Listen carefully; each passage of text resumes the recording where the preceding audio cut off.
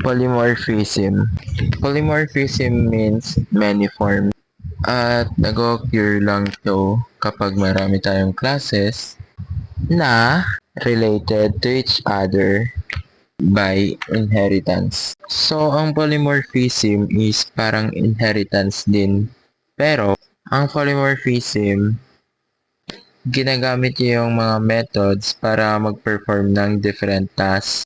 Pero sa inheritance naman is nagdaderive tayo ng attributes and methods from one class to another.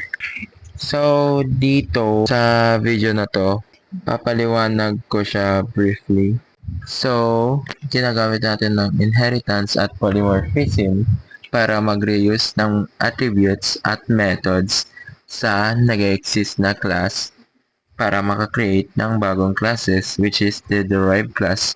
So, from the attributes and methods na galing sa base class natin, dun tayo magre-reuse ng mga attributes and methods para makagawa ng derived class. So, ginawan ko ng objects ang ating... So, dito, ginawa ko ang mga objects para ma-override niya yung method which is the pencil. So, dito, explorer, patient, at sharp-eyed. Siya ang mga objects ko dito. Ang method naman dito is yung pencil na makikita mo sa void. Kaya kung i-run natin to, ayan ang lalabas.